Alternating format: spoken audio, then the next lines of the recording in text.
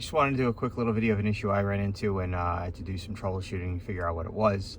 But with the FTM-150, not sure if it carries through to the 310 model or not, but if you set your LCD dimmer contrast to high, I'm not sure if it's going to pick it up, but you get a high-pitched squeal. I guess that's from the dimming of the LCD screen, but then when you turn it back to mid or off, it goes away. But if it's up high, you're going to get it. It was driving me nuts. I thought I was getting RFI or I had some issue with the battery, but nope, that's what it was. So have a great day all. Hope it helps.